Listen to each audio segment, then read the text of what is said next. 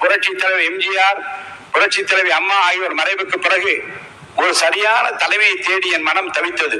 மீண்டும் ஒரு எம்ஜிஆர் நமக்கு கிடைக்க மாட்டாரா என்று என் மனம் ஏங்கியது.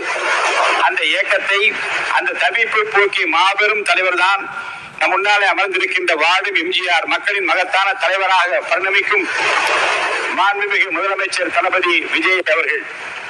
அவர் எனக்கு மட்டுமல்ல, நாட்டு மக்களின் குறைகளை தீர்க்கிற, கண்ணீரை துடைக்கிற, தமிழக மக்களுக்கு கிடைத்திருக்கிற மாபெரும் சக்தியாக நீங்கள் எல்லாம் இங்கே பாராட்டி பேசினீர்களே. வந்தார், எதிர்கட்சிகளை எல்லாம் சந்தித்தார். ஒரு புதிய கோணத்தில் அவர் காட்டியிருக்கிற அரசியல் பண்பு இன்றைக்கு எல்லோராலும் பாராட்ட பெறுகிறது என்று இந்த அவையிலே பாராட்டினீர்களே.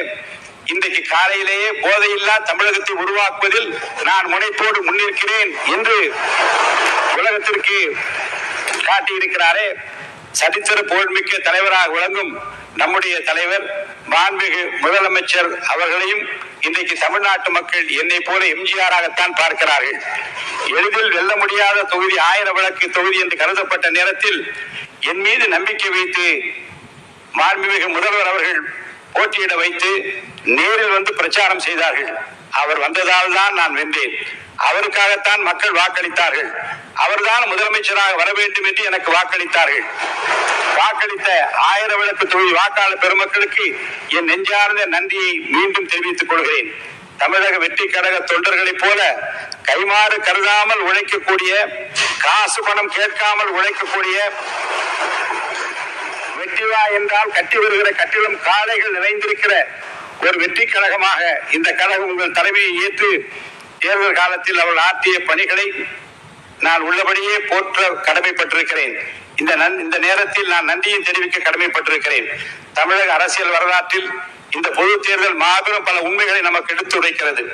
தாங்கள் விரும்புகிற தலைவர் முதலமைச்சராக வர வேண்டும் என்று மக்கள் விரும்பினால், தலைவர் வாய்ப்பளித்த வேட்பாளர்களை தாங்கள் விரும்புகிற தலைவரின் உருவாகவே நினைத்து சாதி, மதம், இனம், மொழி என பாராமல் வெற்றி பெற செய்வார்கள் தமிழக மக்கள்.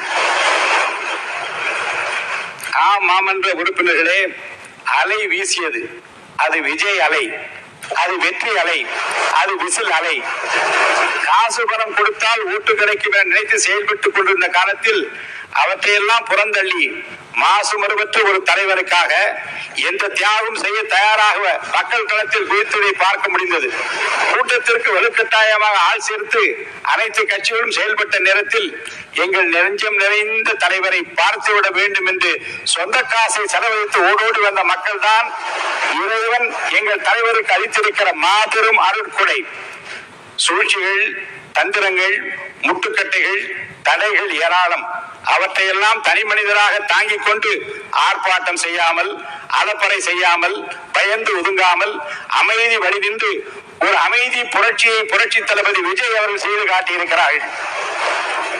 ஆட்சியிலும் பங்கு, அதிகாரத்திலும் பங்கு என்று அறைகூல் விடுத்தும் செவிசாயா நிலையில் இருந்த கட்சிகளின் எண்ணங்களையும் தொடர்ந்து சோர்ந்து போக செய்யும் வகையில் வந்த தேர்தல் கணிப்புகளையும் பொய்யாக்கி, கூட்டணி இல்லாமல் தனி மனிதராக மக்களோடு மட்டும் கூட்டணி வைத்து ஒரு மாபெரும் வெற்றியை தமிழக வரலாற்றில் பெற்று காட்டிய பெருமை தளபதி முதலமைச்சர் அவர்களுக்கு மட்டும்தான் உண்டு. தளபதி முதல்வர் அவர்களிடம் நாடும் நாட்டு மக்களும் நிறைய எதிர்பார்க்கிறார்கள். அவர்களின் கலங்களை விளக்கமாக எதிர்பார்க்கிறார்கள். உங்களால் மட்டும்தான் அவர்களை உயர்த்த முடியும். உங்களால் மட்டும்தான் அவர்களை உயர்த்த முடியும். தமிழ்நாட்டுக்கு மட்டுமல்ல, இந்திய துணை கண்டத்திற்கே தாங்கள் வழிகாட்டக்கூடிய நாள் நெருங்கி விடுகிறது. தமிழ்நாடு சட்டமன்ற பேரவை என்பது மக்களின்